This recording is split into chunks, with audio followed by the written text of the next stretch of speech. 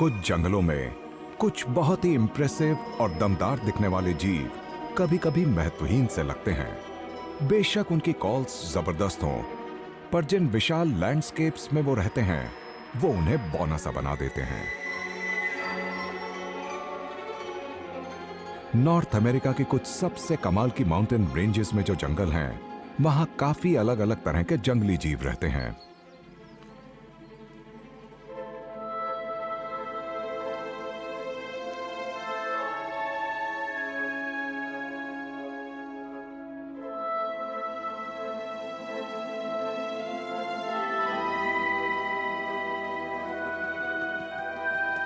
और जो पेचीदा ताना बाना उन्हें आपस में जोड़ता है, उसे जानवरों, चट्टानों, पहाड़ों, घास के मैदानों और जंगलों के बीच के रिश्ते को उन पेड़ों की विशालता और साइज के मुकाबले समझना मुश्किल हो सकता है। पर मुश्किल से ही दिखने वाले दुनिया के सबसे पुराने जीव यहां रहते हैं। ये हैं पृथ्वी पर मौजूद सबसे विशाल, सबसे बड़े और सबसे ऊंचे पेड़।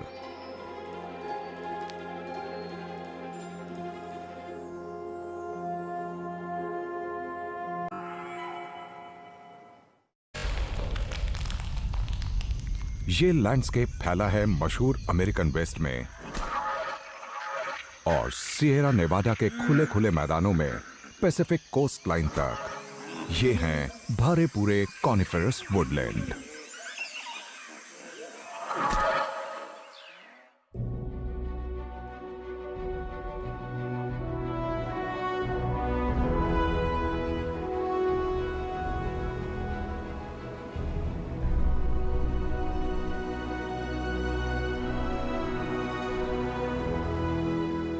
गुनगुना कोस्टल क्लाइमेट और पैसिफिक की ठंडी जलराशि एक बहुत ही रिच इकोसिस्टम को जन्म देते हैं, और इसका सबूत है यहां मिलने वाले ढेर सारे एलिफेंट सील्स और परिंदे।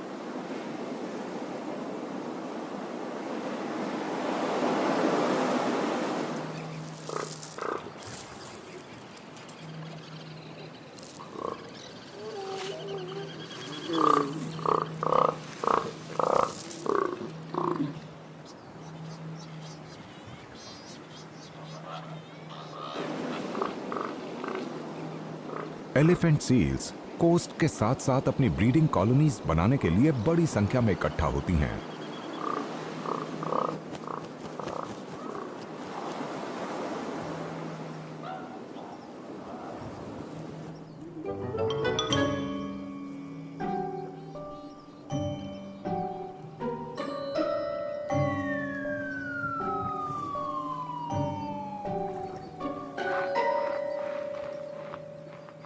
ये या तो बीच पर धूप सेकती हैं या लहरों में आराम से खेलती रहती हैं और रात होने का इंतजार करती हैं ताकि मछलियों के शिकार पर निकल सकें।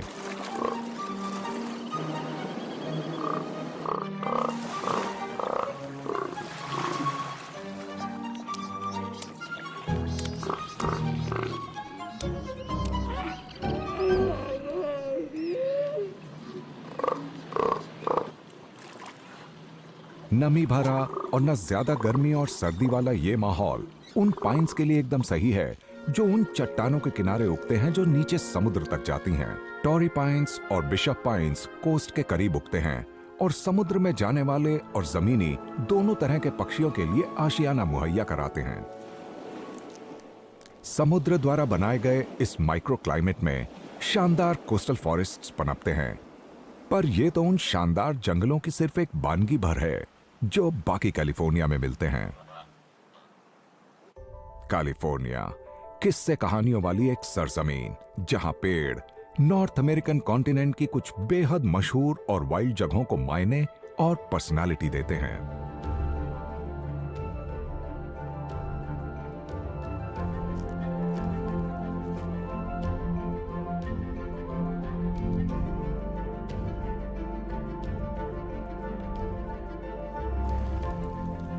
इन टेम्परेट लैटिट्यूड्स में कॉनिफर्स की जो डाइवर्सिटी और वेल्थ दिखती है, वो दुनिया में और कहीं नजर नहीं आती।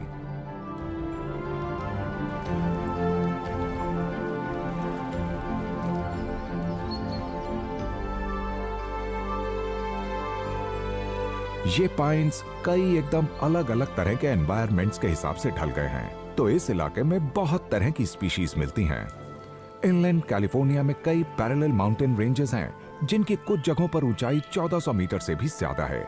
और मिथ और लेजेंड वाली सिएरा नेवाडा तो इसकी सबसे ज्यादा अहमियत वाली माउंटेन रेंज है। इसकी चोटियों और ढलानों पर दुनिया के कुछ सबसे घने जंगल मिलते हैं।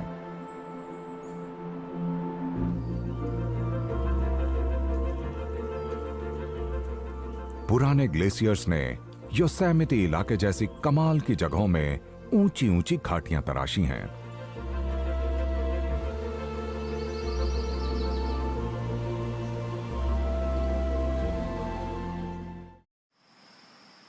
इस नेशनल पार्क के जंगल बहुत तरह के जीवों और पेड़ पौधों को जीवन भी देते हैं और उनकी हिफाजत भी करते हैं।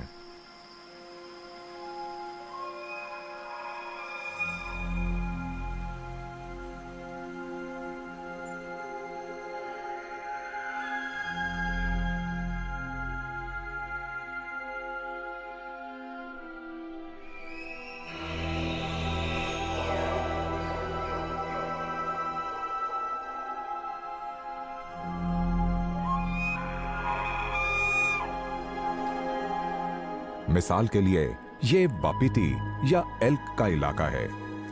ये दुनिया का दूसरा सबसे बड़ा हिरण है और इसका वजन 450 किलो तक हो सकता है।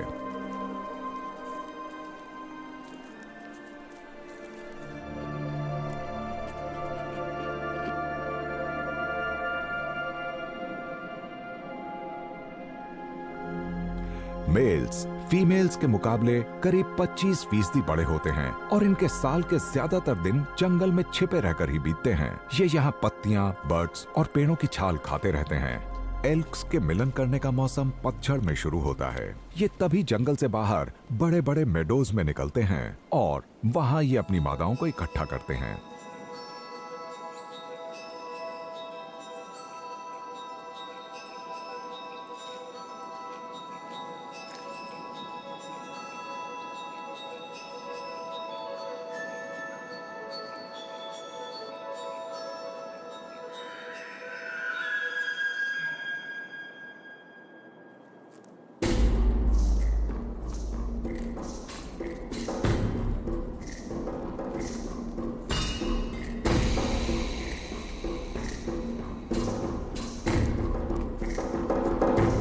इनकी आवाजें सुबह और शाम सुनी जा सकती हैं। इनके जरिए हर मेल अपनी ताकत जताता है और राइवल्स को चुनौती देता है।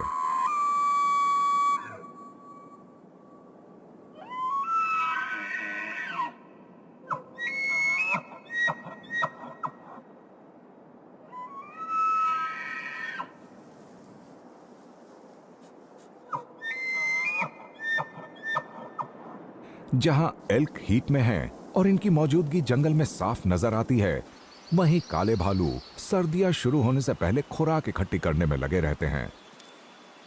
ये अपने इलाके के दायरे में ही रहना पसंद करते हैं। ब्लैक बेयर्स कई अलग अलग तरह के इकोसिस्टम्स में मिलते हैं, पर इन्हें ज्यादा पसंद आते हैं पहाड़ी जंगल। ये भालू जंगल में एक मीठी चीज की तलाश में घूम रहा है।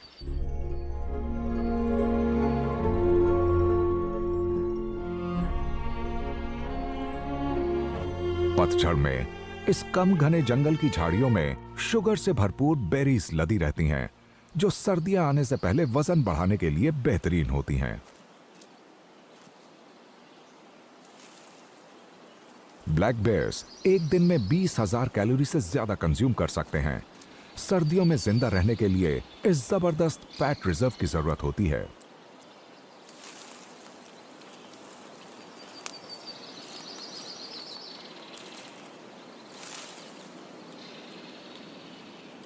हालांकि काले भालू सब कुछ खा लेते हैं, पर इनकी खुराक में 70% हिस्सा पेड़ पौधों का होता है। बाकी हिस्से में कई तरह की चीजें होती हैं, जैसे कि शहद, कैरियन, ग्रास हॉपर जैसे कीड़े और ट्राउट जैसी मछलियां।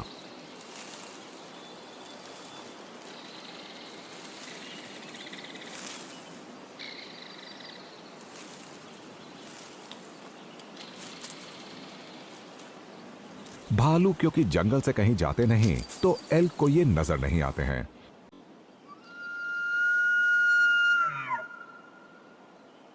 मेल हर फीमेल को सूंघ कर पता लगाते हैं कि क्या वो मेटिंग की हालत में है। इन्हें सही समय का इंतजार करना होता है, पर उससे पहले तक फीमेल्स उनसे दूरी ही बनाए रखती हैं। कभी कभी तो कोई फीमेल अपने बच्चे को दूध भी पिला रही होती है। साल के इन दिनों में मेडोज खूब हरे भरे होते हैं, जिससे एल्क को रट के लिए जरूरी ताकत मिलती है। एल्क अपनी न्यूट्रिशन खुराक वाले इलाके को हिरण जैसी एक स्पीशीज के साथ शेयर करते हैं, जिसका नाम है प्रोंगहॉर्न।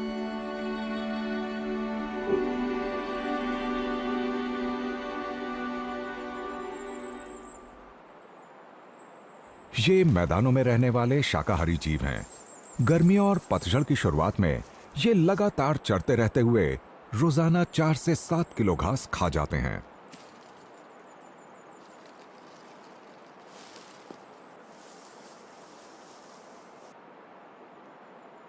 प्रोंगहॉर्न बेशक इस शानदार जंगल की सीमा के आसपास घूमते रहते हैं, पर वो इसके अंदर दाखिल नहीं होते।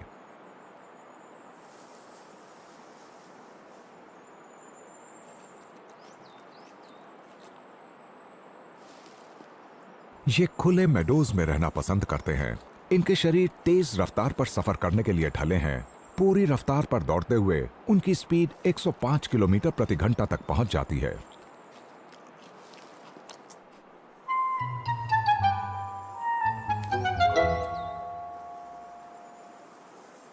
प्रोंगहॉर्न्स के गिने चुने ही शिकारी होते हैं, और इन्हीं में से एक है कायोटी, जो इनके बच्चों का शिकार करता है जब ये कुछ ही दिन के होते हैं। पर पतझड़ में कोई खतरा नहीं होता, क्योंकि तब ये बिना किसी रुकावट के भाग सकते हैं।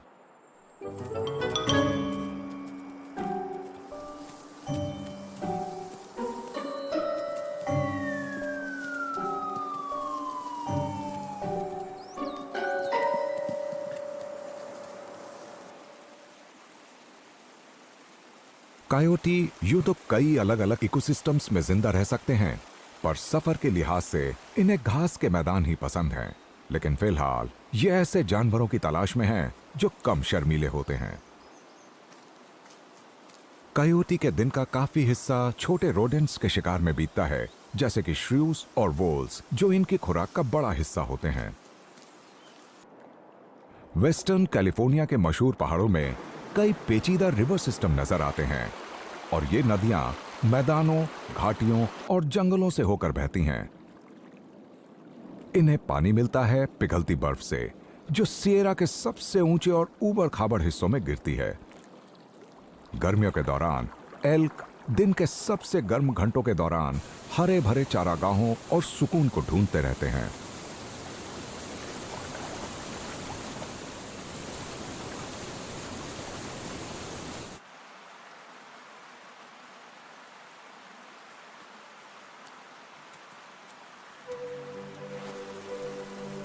नदियों के आसपास और करीब 2000 मीटर की ऊंचाई वाले ढलानों पर भरपूर घने जंगलों के अंदर व्हाइट टेल डियर जैसी शर्मीली प्रजातियां छिपी रहती हैं।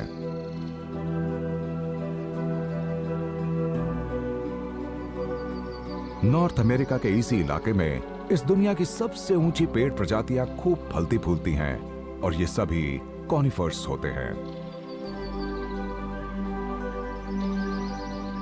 ये इलाका पोंडेरोसा पाइन, इंसेंस सीडार और व्हाइट फर का है, और इन सबसे भी ज्यादा ऊंचाई पर जायंट सिक्वोया नजर आता है, जो उगता है 1370 से 2400 मीटर की ऊंचाई पर।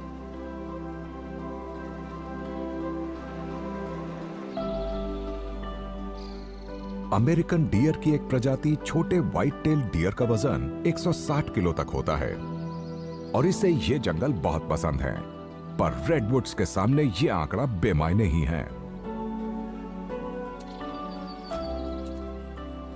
कैलिफोर्नियन सिक्वोया सबसे बड़े पेड़ों से भी विशाल होता है, और इसीलिए इसे दुनिया का इंप्रेसिव लिविंग बीइंग कहा जाता है।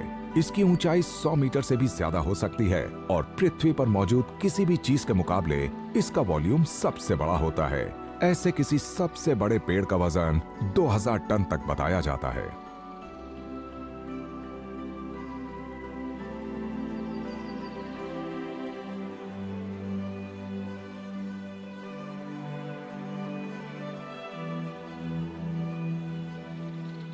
जायंट सिक्वेयास की सबसे बड़ी संख्या क्रिटेशियस पीरियड में हुआ करती थी। आज ये कैलिफोर्निया के काफी कम जंगलों में ही मिलते हैं। इन पेड़ों की उम्र भी बहुत ज्यादा होती है, कुछ तो 3000 साल से भी पुराने हैं।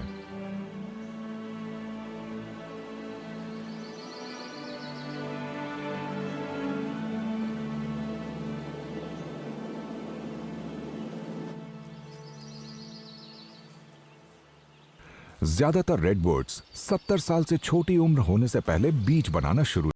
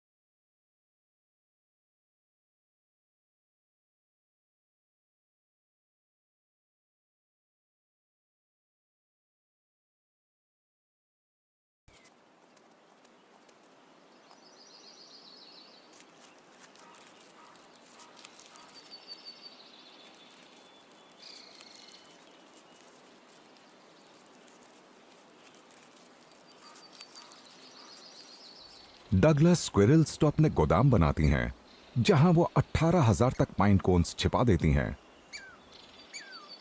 इन गिलहरियों की बड़ी संख्या और वैरायटी के कारण लॉन्ग टेल्ड वीजल जैसे कई छोटे कार्निवोर्स इस तरफ आकर्षित होते हैं।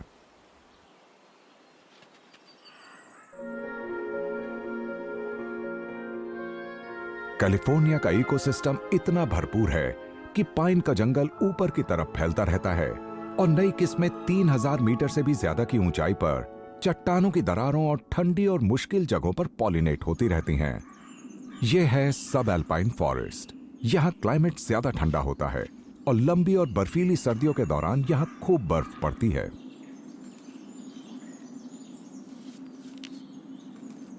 यह इलाका है व्हाइट और लॉचपोल पाइन्स का और माउंटेन फर का।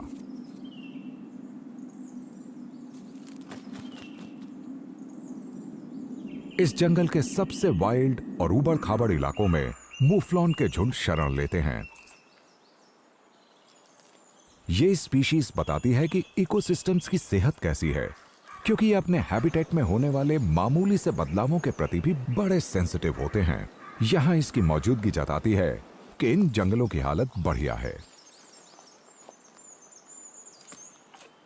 मूफ्लॉन्स इस उबड़ खाबड़ इलाके के हिसाब से बखूबी ढले हुए हैं और यहां ये शिकारियों से छिपने के लिए जंगल का इस्तेमाल करते हैं। ये पतझड़ और सर्दियों में ऊंचे पेड़ों वाले जंगलों में भी जाते हैं ताकि ऊंचे पहाड़ों के बेरहम मौसम से बच सकें।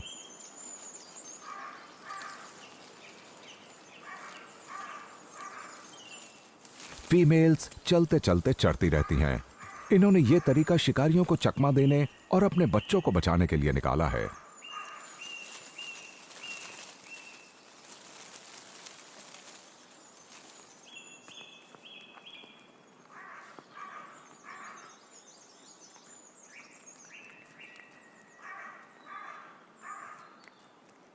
गठीले और ज्यादा ताकतवर मेल्स पहले खाते हैं और फिर आराम करने के लिए बैठ जाते हैं। इससे उनका खाना बहुत बढ़िया तरीके से पचता है, जिससे ये साइज में फीमेल्स से बड़े हो जाते हैं।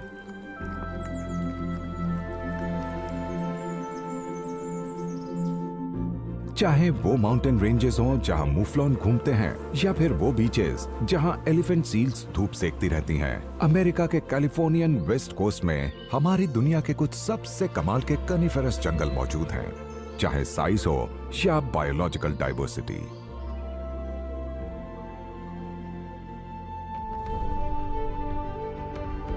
चाहे समुद्र का किनारा हो या 3000 मीटर ऊंची अल्पाइन पीक्स, हमारे ग्रह के सबसे कमाल के पेड़ पौधे मिलते हैं फॉरेस्ट्स ऑफ जायंट्स में। अब चाहे बात हो साइज, ऊंचाई या फिर उम्र की,